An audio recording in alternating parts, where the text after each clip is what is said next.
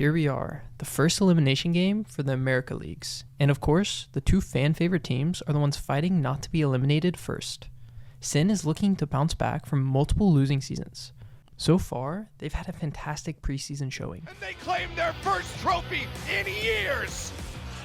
Sentinels fans rejoice! The hopium is real! Winning multiple tournaments against teams like Paper X and Team Liquid. With Tins on Omen and Celsius coming in for Pancata, Sentinels seem to have finally figured out their roles. After the devastating 2-0 loss to Loud, the super team, they must win to keep their hopes alive for the 2024 season. 100 Thieves, on the other hand, is looking for revenge against Sentinels, who have historically beaten them almost every time. With Asuna looking less and less like the future star many thought he would become, now is the perfect time to prove everyone wrong in this high-stakes match. With everything on the line heading into a 100 Thieves map pick of... Wait, what? Cryo just locked in Chamber. I see a chamber. There's a chamber there? Who is it? Chamber? No gecko? Who is it? It's Cryo! He's back, baby! Out of the 21 maps played in Americas, we've only seen one Chamber so far, and they lost. With it being a 100 Thieves map pick, they should have some plays cooked up with Chamber. And who knows, maybe there's a new meta. It's only round 1, and they're already doing things that I've never seen before with Chamber. Cryo is opting to buy Boostio a Ghost, while Boostio buys him a Sheriff. This way, Chamber can run a Sheriff and a Trip at the same time. The thought process behind this is that Boostio doesn't really have good utility with Omen if he buys a Ghost, while Chamber on the other hand is able to buy a whole Trip if he goes Ghost. Now with the Sheriff, Cryo's main goal is to hold a long angle and get a pick. Unfortunately, Sentinels end up hitting the other site.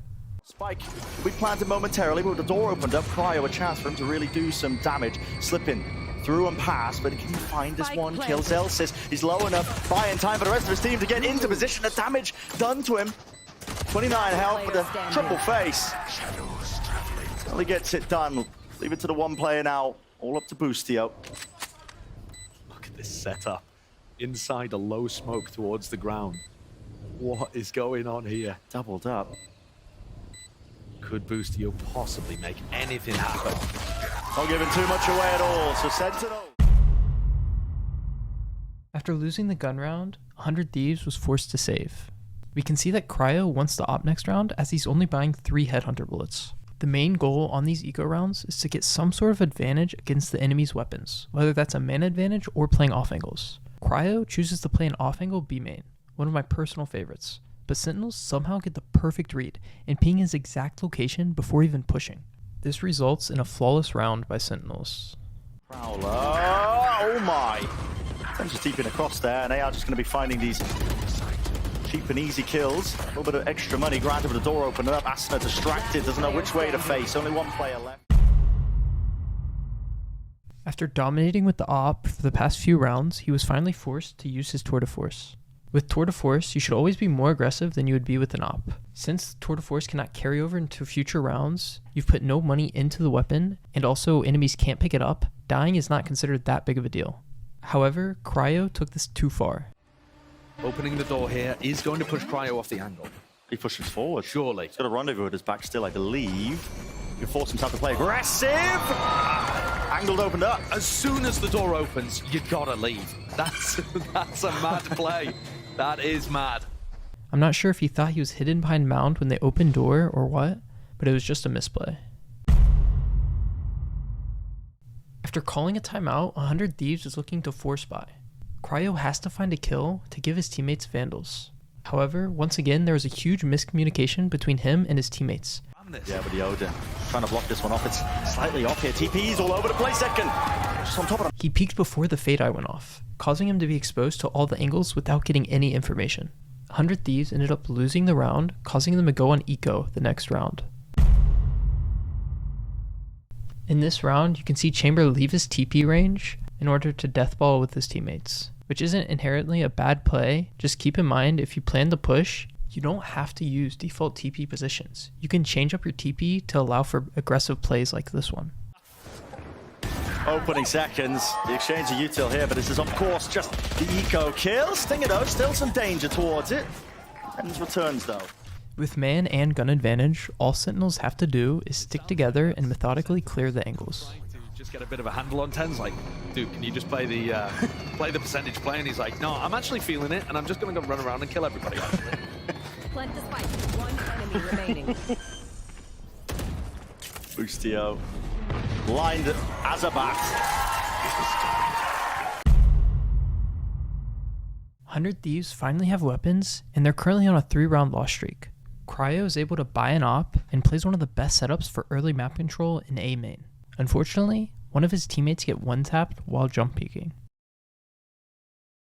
Sentinels ended up rotating B, forcing Cryo to retake with the op. This is really drastically, I think, falling to pieces here for 100 Thieves, but Cryo's not accounted for. After getting a pick with the op, I was surprised to see him not switch to his headhunter to secure the second kill. It's recommended to switch to the headhunter whenever someone swings you when you're opping. The headhunter only takes 200 milliseconds to actually equip, so it's usually effective to just pull out your headhunter. This round highlights how to provide value as Chamber on attack, and is a play 100 Thieves typically use with Chamber. They basically set Chamber on a lurk, gambling if he gets a timing. If he's able to, they pivot sites and basically get a free round with all the map control. If he can't find a timing, he just regroups late with his team as they hit the site. Get those 2 picks, but no, they break the door now, make their way into B because Cryo has got that space. Group forwards, now Heaven needs to be covered. And it is going to be ever so slightly, no kill to be turned and returned there. Sassy backs away, 10 health, still alive. You can tell it wasn't Boostio there with the mid-round call because he used both of his smokes on A. Didn't have anything to obscure that sight line. Asuna might have just bailed him out there with that kill onto Celsius. This is by far my favorite way to provide value as Chamber on attack. With the weapon advantage in 100 Thieves' favor, the momentum is finally starting to shift. We once again see the signature lurk from Cryo. However, he does something this round that he hasn't done all game, and when he did it, I audibly cheered. That's right, it's been 15 rounds and he's not once picked up his TP. Cryo plays a lot of Chamber, so I doubt he was forgetting to pick it up. I think it mainly has to do with the current 30-second cooldown for the TP.